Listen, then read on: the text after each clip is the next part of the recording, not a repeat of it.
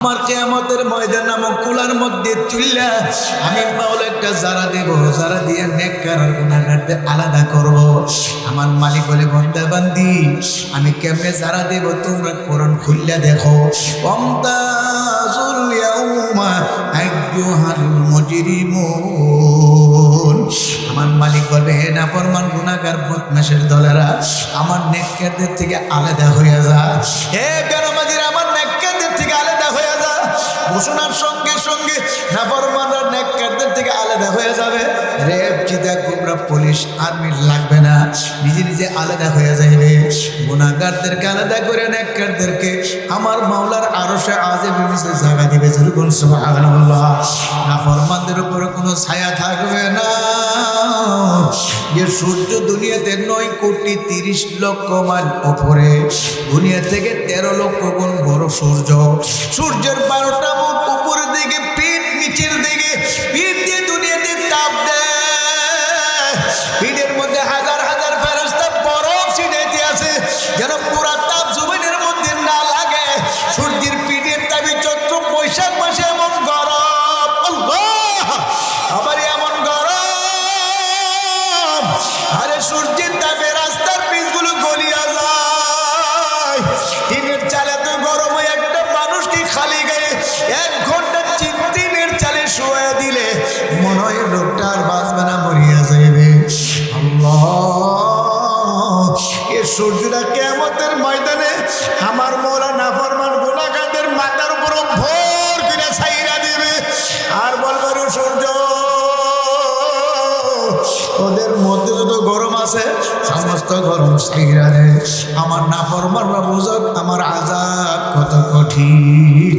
আল্লাহ আল্লাহ, সূর্যের তাপে জমিনটা পড়তে পড়তে তামা হয়ে যাবে। নাফরমান গুনাহগারদের মাথার তালুগুলো ঠাস করে ফাটিয়ে যাইবে। ভাতের মারের নে মগজ বকবক করে উঠতে উঠতে নাক দিয়ে কান দিয়ে পড়তে থাকবে। নাফরমানদের চিৎকারে কিয়ামতের ময়দানের গরিব গরিব আওয়াজে জাহান্নামকে হাজির করা হইবে। জাহান্নামের আওয়াজ আর লাফে কিয়ামতের ময়দানটা থরথর করে কাঁপতে থাকবে। ইয়াকুলু আদামু সাফিউল্লাহ নাফসি নাফসি, ওয়া ইয়াকুলু ইব্রাহিমু খলিলুল্লাহ নাফসি নাফসি, ওয়া ইয়াকুলু আল্লাহু আকবার ইসমাঈল যাবিহুল্লাহ নাফসি নাফসি। আদম আলাইহিস সালাম থেকে ঈসা আলাইহিস সালাম পর্যন্ত সমস্ত নবী রাসূল এই অবস্থা দেখিয়া নিজের জন্য সেজদা করিয়া কাঁদবে আর বলবে, মালিক আমাকে বাঁচাও, আমাকে বাঁচাও, আমার উপায় কি? কোন নবীর স্ত্রী পুত্র ছেলে মেয়ের খবর থাকবে না, আমার উম্মতের খবর থাকবে না, শুধু নিজের জন্য কাঁদবে, আমাকে বাঁচাও।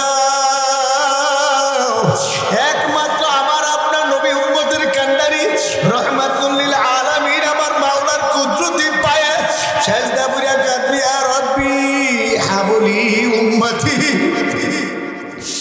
ইয়া রাব্বি হাবলি উম্মতি। আমার মালিক আমার উম্মতের বাঁচা, আমার উম্মতের ভাই কি?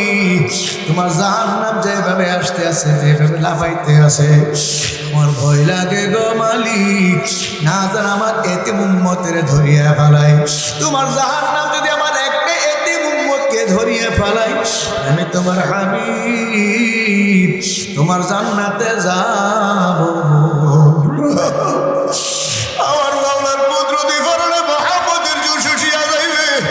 আমার মালিক বলবে, জিবরাইল যাও, আমার বন্ধু কাঁদবে, আমি দেখবো হইতে পারে না। আমার বন্ধুর মাথা মোবারক উঠাইয়া আমার বন্ধুর হাতে পানি দিয়া বলো, এই পানি যেন বন্ধু জাহান্নামের গায়ে ছিটাইয়া দেয়। জিবরাইল আমিন আসিয়া বলবে, ইয়া রাসূলুল্লাহ আর কাঁদেন না, আপনার উম্মতের জন্য মাওলা হাদিয়া বানিয়ে দিয়েছে। আল্লাহর হাবিব মাথা মোবারক উঠে বলবে, হে জিবরাইল কি হাদিয়া? হুজুর ধরেন, পানি জাহান্নামের গায়ে ছিটাইয়া দেন। আল্লাহর হাবিব পানি জাহান্নামের গায়ে ছিটিয়ে দিবে, জাহান্নাম কেট কেট করে পিছিয়ে যাবে। কি বলবে, মালিক এ পানি কোন রহমতে বরকতে পানি, জাহান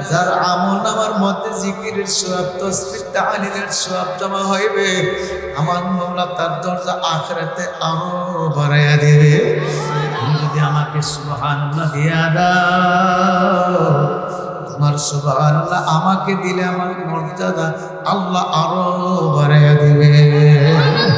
হে আল্লাহর বান্দা বান্দিরা, আল্লাহু আকবার। দুনিয়ার জিন্দেগি দেখতে না দেখতে শেষ হয়ে যাবে।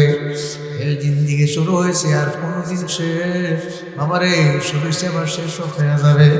তবে এমন একটা জিন্দেগি আমার আপনার সামনে আসতে আছে, যে জিন্দেগি শুরু হবে আর কোনোদিন শেষ হবে না। ওই জিন্দেগি আখিরাতের জিন্দেগি, এই জিন্দেগি শুরু হবে আর শেষ হবে না। ওই অনন্ত অসীমকাল জিন্দেগি কামাই করা লাগবে ক্ষণস্থায়ী দুনিয়ার জিন্দেগি থেকে। এই জন্য আমার বাবারা আল্লাহর ওলিদের জীবনী তালাশ করে দেখেন, আল্লাহর ওলিরা ছাত্র জীবনে আল্লাহওয়ালা হয়ে গেছে। আল্লাহ একটা তালেবুল ইলম মাদ্রাসার ছাত্র জীবনী নামাজ কাজা করেন, আল্লাহর ফজলে নামাজ কালাম পড়তে থাকে, কোরআন তেলাওয়াতের আমল চলতে থাকে, জিকির আজকার তাসবিহ তাহলিলের আমল চলতে থাকে।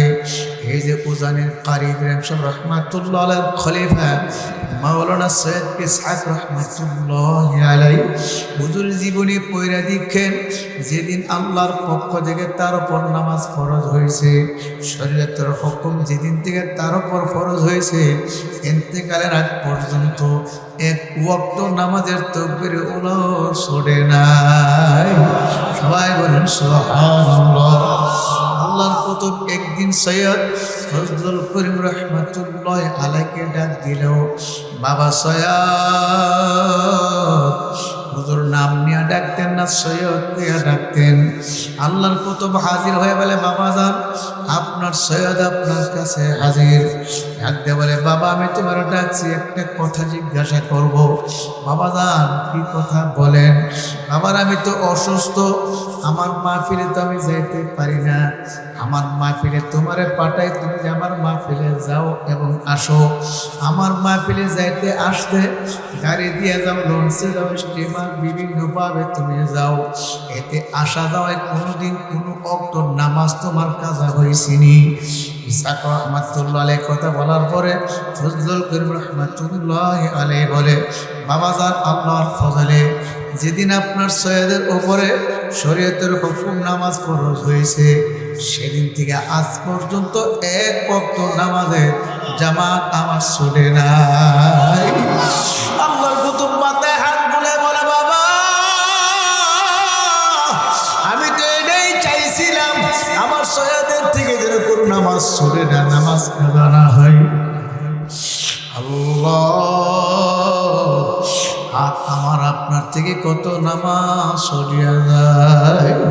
আবারে আমার মাওলাকে যদি রব মানার মতো মানতে পারে, আমার মাওলাকে যদি রব মানার মতো মানতে পারে, ঈমানের উপর দৃঢ়ভাবে মজবুতভাবে ইস্তেকামত থাকতে পারে। যেমন ইস্তেকামত ছিল ফেরাউনের বিবি আসিয়া আলাইহিস সালাম, যেমন ইস্তেকামত ছিল হযরত বেলাল হাবশী রাদিয়াল্লাহু তাআলা আনহু, সাহাবায়ে কেরাম, এরকম যদি ইস্তেকামত থাকতে পারি, হামলা মামলা ঘটিয়ে বিপদ আপদ বালা মুসিবত আসবে, ঈমান সারা যাবে না। কথা ঠিক?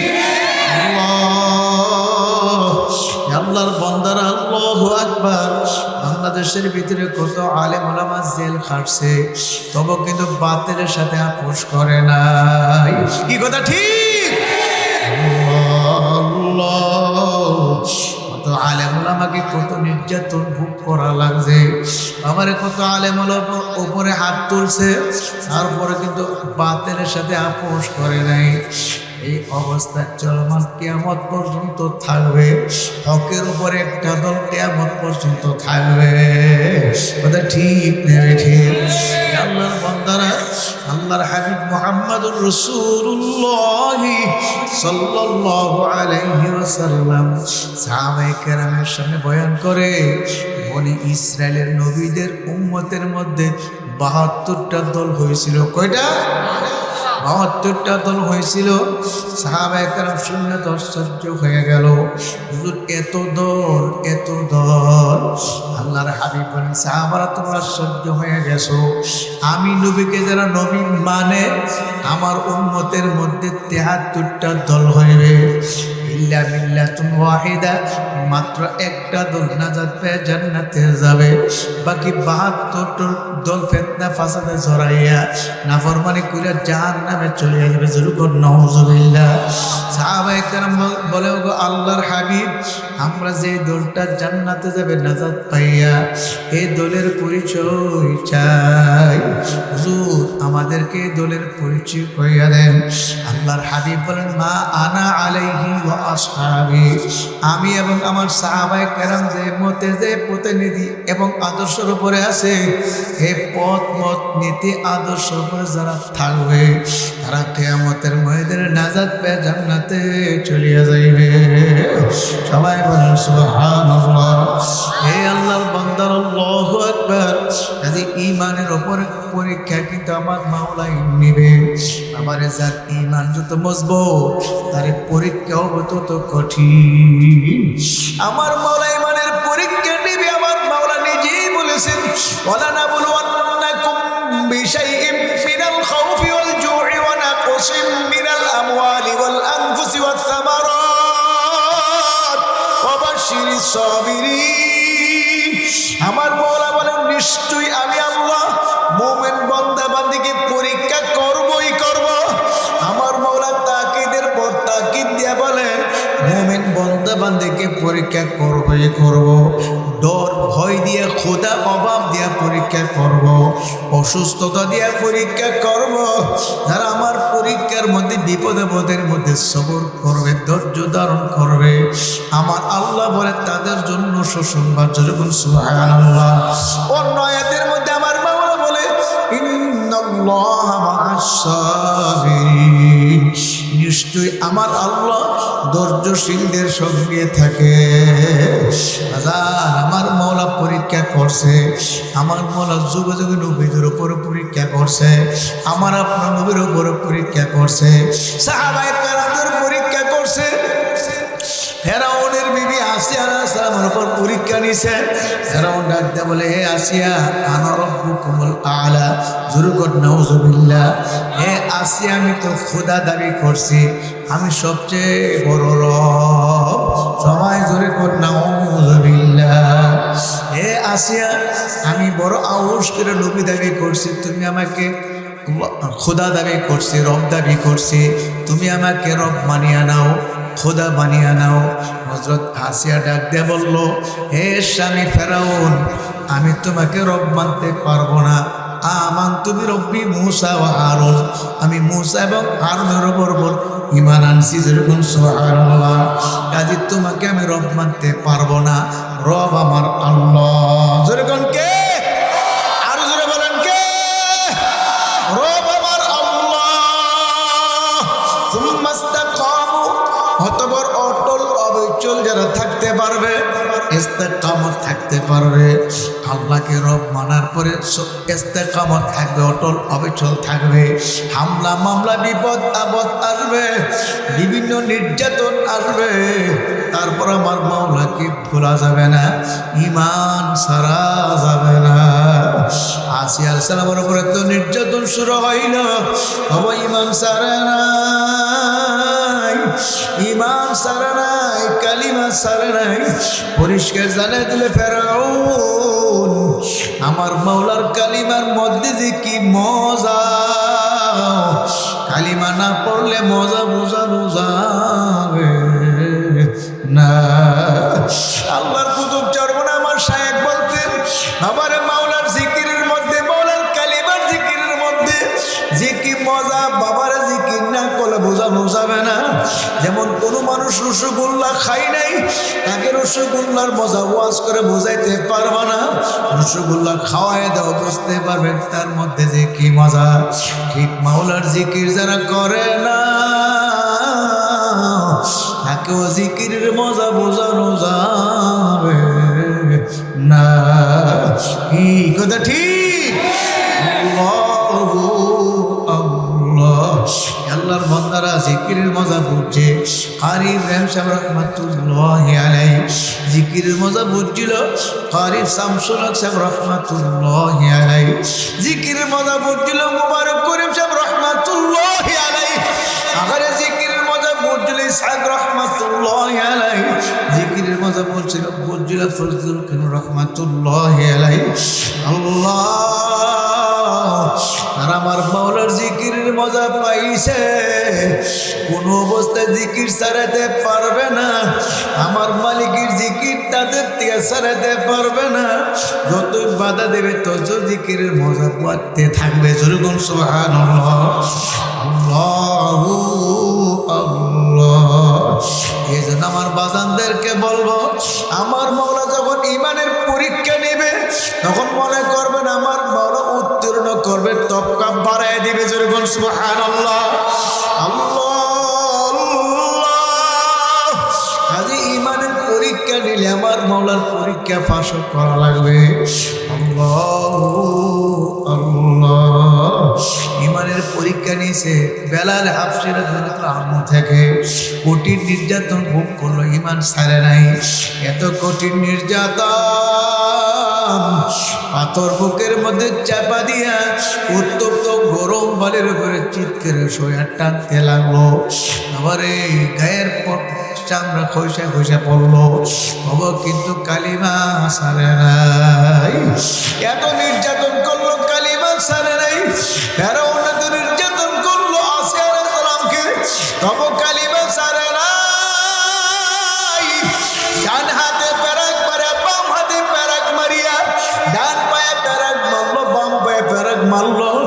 আজকে ডাক দিয়ে বলতে আছে, হে আসিয়া, এখনো যে কালিমা না ছাড়ো, আমাকে রব না মানো, লোহা গরম করে তোমার সরঙ্গা লাগাইয়া দিও। আসিয়া ডাক দিয়ে বলো, ফেরাউন আমাকে যত নির্যাতন করো, শাস্তি দাও না কেন, আমি কিন্তু তোমাকে রব মানবো না। রব আমার আল্লাহ। যেরকম কে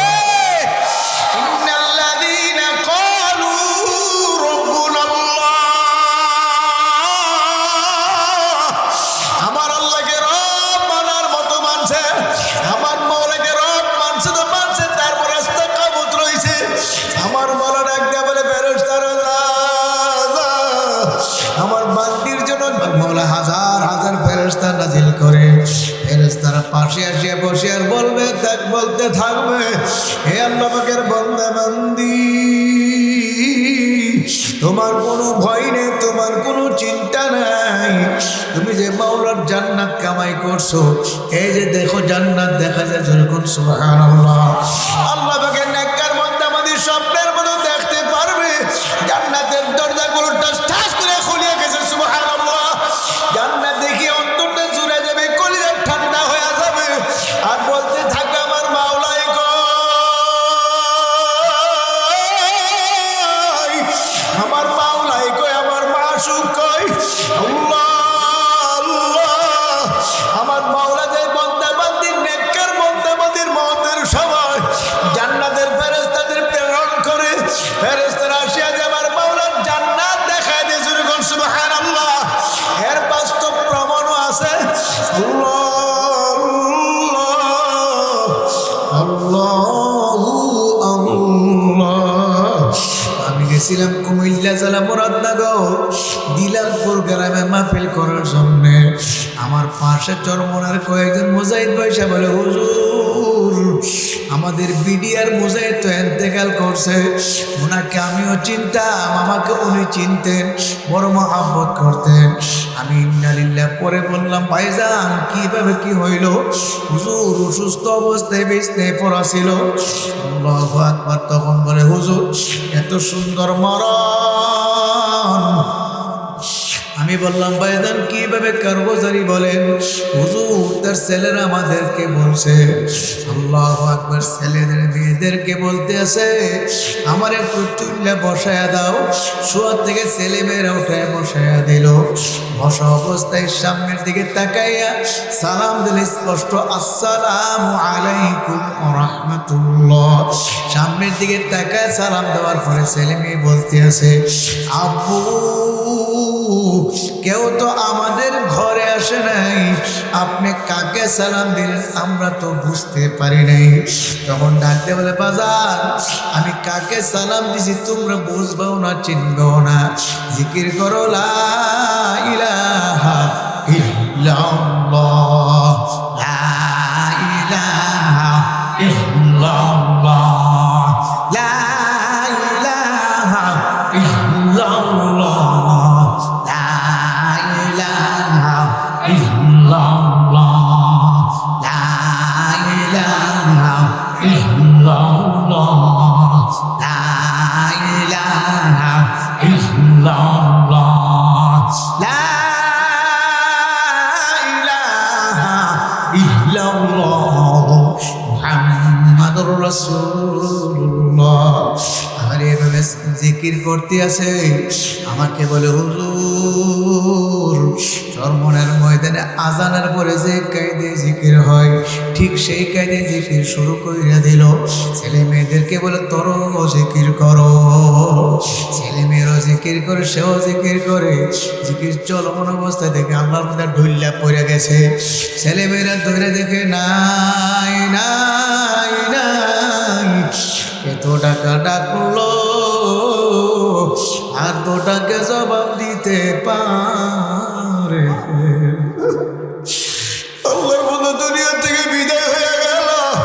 আল্লাহ আল্লাহ, এই যে সালাম দিল ফেরেশতারা আমার মাওলা, আল্লাহু আকবার, ফেরেশতারা যে আসছে ফেরেশতাদেরকে সালাম দিছে। দুনিয়ার কেউ তো দেখে না, আল্লাহর বান্দা তো দেখে। কারি মনজুর আহমদ সাহেব রাহমাতুল্লাহ আলাইহি চরমনার ময়দানে ফজরের পরে মাগরিবের পরে সূরা হাশরের শেষ দিনে তেলাওয়াত করতেন। কারি ইব্রাহিম সাহেব রাহমাতুল্লাহ আলাইহি 11 নম্বর সন্তান। কারি মনজুর আহমদ সাহেব রাহমাতুল্লাহ আলাইহি বলছিল আমার আব্বাজানের ইন্তেকালের সময় আমরা পাশে বসা, আব্বাজান হঠাৎ এরকম সামনের দিকে হাত বাড়ায় মুসাফা করে, আবার নেই আবার মুসাফা করে। আমরা তো দেখি না কার সঙ্গে মুসাফা করে। আমার মাওলা বলে তাতানাজ্জালু আলাইহিমুল মালাইকা, আমার মাওলা হাজার হাজার ফেরেশতা নাজিল করে। জোরে বলুন সুবহানাল্লাহ। বাবার সূরা ইয়াসিনের ফজিলতের মধ্যে লেখছে কোন মুমূর্ষ রোগীর পাশে বসে বসে যদি সূরা ইয়াসিন তেলাওয়াত করা হয়, প্রতিটা হরফের বিনিময়ে আমার মাওলা 10 জন করে ফেরেশতা নাজিল করে। জোরে বলুন সুবহানাল্লাহ। নাজিল হয় সূরা ইয়াসিনে কত হাজার হাজার হরফ আছে আল্লাহ আবার খেয়াল করে চিন্তা করে দেখে। এত হরফে যদি এক একটা হরফে 10 জন ফেরেশতা নাজিল হয়, হাজার হাজার লক্ষ লক্ষ ফেরেশতা হাজির হয়ে যায়। ফেরেশতারা বলে ভাই আজরাইল অমুকের ছেলে মেয়ে আমাদেরকে দাওয়াত দিয়ে আনছে, খবরদার খবরদার তার জান আসানে কবজ করিও যেন তার কোনো কষ্ট না হয়। সবাই বলেন সুবহানাল্লাহ। এ বাবারা বাস্তব ঘটনা শুনে থইয়া যায়, মানেন না মানেন আপনি বুঝবেন আর আপনার মাওলাই বুঝবে। আমার বলা আমি বলিয়া থইয়া যাই। আমি যে মার ঘরে জন্মগ্রহণ করছি রে বাবা, আমার আম্মা ছিল অন্তর চোখে দেখতেন না। আব্দুল মালিক ফয়জি কালো না সুন্দর কোনো দিন দেখে নাই। আল্লাহর বান্দির ইন্তেকালের সময় আমরা পাশে বসে সূরা ইয়াসিন তেলাওয়াত করতে আছি। আমার হাফেজে কোরআন 2 ছেলে তারাও তেলাওয়াত করতে আছে, আমিও তেলাওয়াত করতে আছি। সূরা ইয়াসিন তেলাওয়াত শেষ করতে পারি নাই। আমার আম্মা জান বলে তোমরা সরো, আমাদের ঘরে আলেম ওলামা ভরপুর হয়ে গেছে। জোরে বলুন সুবহানাল্লাহ। অথচ আমি আর আমার 2 ছেলে, আল্লাহু আকবার, আমার স্ত্রী আর কেউ তখন ছিল না। আল্লাহ আল্লাহ। অথচ তিনি বলতেছে তোমরা সরো, আলেম ওলামাদেরকে বসতে দাও। আলেম ওলামা ঘরে জায়গা হয় না। আমার এক ছেলে বলে দাদু কই আলেম ওলামা আমরা তো দেখি না। তোরা দেখবি না, আলেম ওলামা আমাদের ঘরে জায়গা হয় না। আমার বড় ছেলের নাম নিয়ে বলতে আছে খবরদার অমুকের বউ যেন ঘরে না ঢুকে, পর্দার খেলাপ হয়ে যাইবে। এ বাবা চোখের গুণা কোনোদিন করে নাই,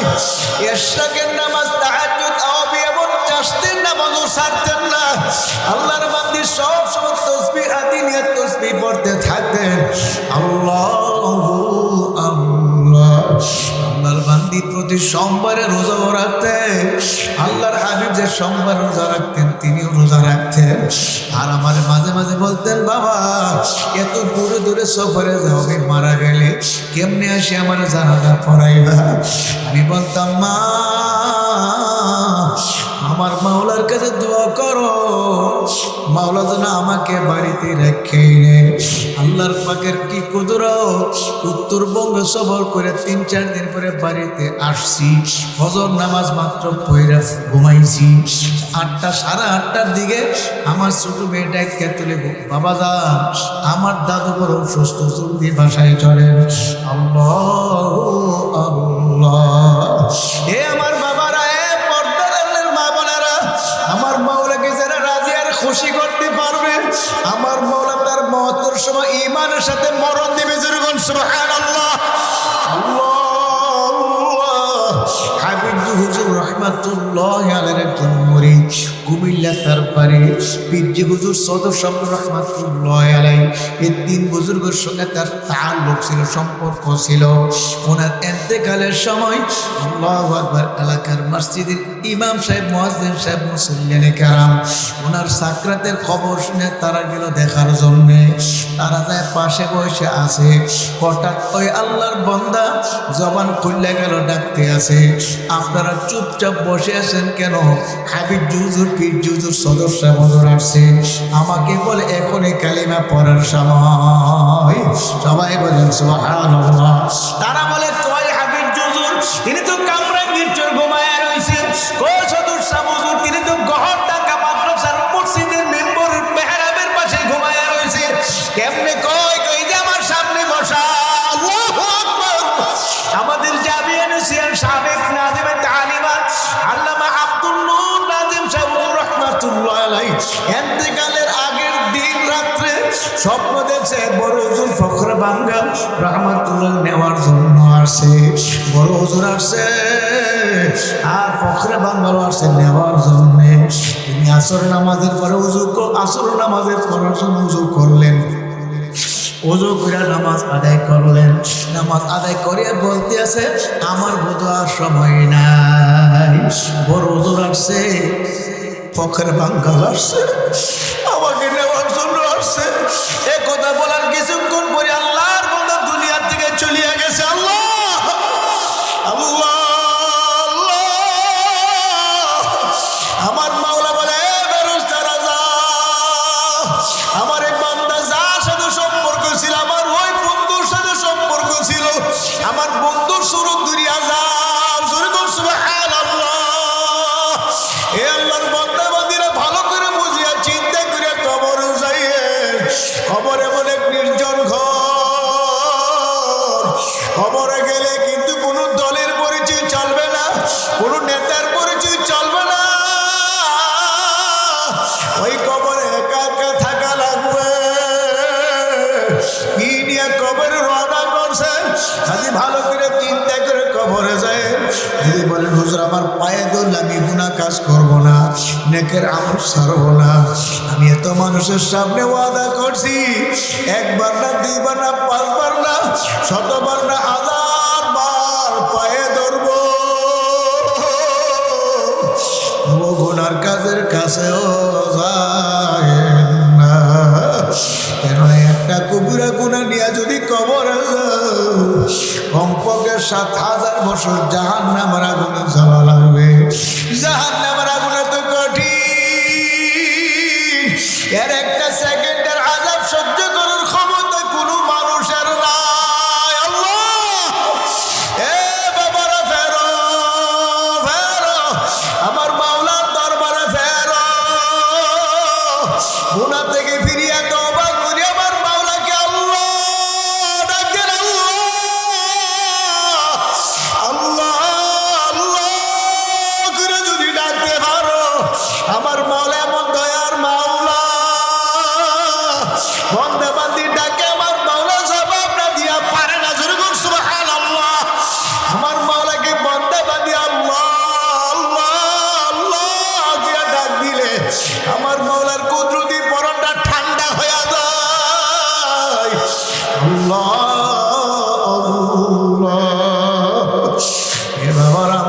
বলে বন্দা বান্দি আমি মাওলা তোর বিচার চাইছে দেখতে আসি আমার নিয়ামত খায়ালিয়া ভোগ করিয়া নাফরমান আমার হুকুম মানুষ চাই আমি বলে তোর নিয়ামত দিলে আমার নিয়ামত খায়ালিয়া ভোগ করিয়া আমার হুকুম মানো না আমি ফজর সময় ডাকিয়া নাফরমান তোরে পাইলাম না আমি জোহরে ডাকিয়া পাইলাম না আসরে ডাকিয়া পাইলাম না আমি মাগরিবে এশায় ডাকিয়া নাফরমান তোরে পাইলাম না ওরে নাফরমান খবিস আমি যখন মতের ডাক দিব তুই তো আমার কাছে হাজির না হইয়া পারবে না এ বাবারা কি নিয়ে কবরে রওনা করছো এখনো সমাজে বাবা ফেরো আমার মৌলানা ফরমানি করে না আল্লাহ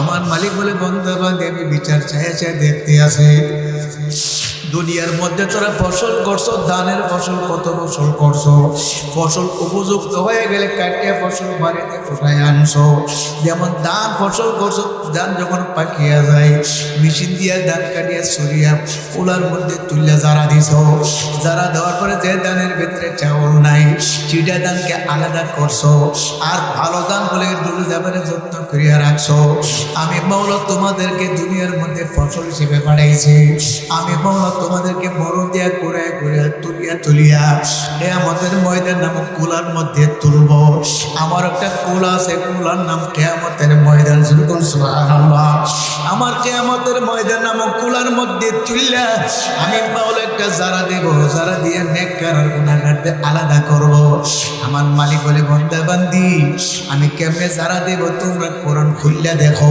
ওয়ামতাজুল ইয়াউমা আইয়ুহাল মুজরিমুন আমার মালিক বলবে হে নাফরমান গুনাহগার বদমাশের দলেরা আমার নেককারদের থেকে আলাদা হয়ে যা হে বেনামাজিরা আমার নেককারদের থেকে আলাদা হয়ে যা ঘোষণার সঙ্গে সঙ্গে নাফরমানরা নেককারদের থেকে আলাদা হয়ে যাবে রেপ চিতা কুবরা পুলিশ আর্মি লাগবে না নিজে নিজে আলাদা হয়ে যাবে গুনাহগারদেরকে আলাদা করে নেককারদেরকে আমার মাওলার আরশে আযমের নিচে জায়গা দিবে সুবহানাল্লাহ নাফরমানদের উপরে কোনো ছায়া থাকবে না যে সূর্য দুনিয়াতে 9,30,00,000 মাইল উপরে দুনিয়া থেকে 13 লক্ষ গুণ বড় সূর্য সূর্যের 12টা মুখ উপরের দিকে পিঠ নিচের দিকে পিঠ দিয়ে দুনিয়াতে তাপ দেয় পিঠের মধ্যে হাজার হাজার ফেরেশতা বরফ ছিটাইতে আছে যেন পুরা তাপ জমিনের মধ্যে না লাগে সূর্যের পিঠের তাপে চৈত্র বৈশাখ মাসে এমন গরম আল্লাহ আবার এমন গরম আরে সূর্যের তাপে রাস্তার পিচগুলো গলিয়া যায় টিনের চালে তো গরম হয়ে একটা মানুষকে খালি গায়ে 1 ঘন্টা টিনের চালে শুয়ে দিলে মনে হয় লোকটা আর বাঁচবে না মরিয়া যাইবে আল্লাহ এ সূর্যটা কিয়ামতের ময়দানে আমার মোরা নাফরমান গুনাহগারদের মাথার উপর ভোর করে ছাইরা দিবে আর বলবে সূর্য ওদের মধ্যে যত গরম আছে সমস্ত গরম ছাইরা দে আমার নাফরমানরা বুঝক আমার আযাব কত কঠিন আল্লাহ আল্লাহ সূর্যের তাপে জমিটা পড়তে পড়তে তামা হয়ে যাবে নাফরমান গুনাহগারদের মাথার তালুগুলো ঠাস করে ফাটিয়ে যাইবে ভাতের মারেন্নে মগজ বকবক করে উঠতে উঠতে নাক দিয়ে কান দিয়ে পড়তে থাকবে নাফরমানদের চিৎকারে কিয়ামতের ময়দানের গরিব গরিব আওয়াজে জাহান্নামকে হাজির করা হইবে জাহান্নামের আওয়াজ আর লাফে কিয়ামতের ময়দানে থরথর করে কাঁপতে থাকবে ইয়াকুলু আদমু সাফিউল্লাহ নাফসি নাফসি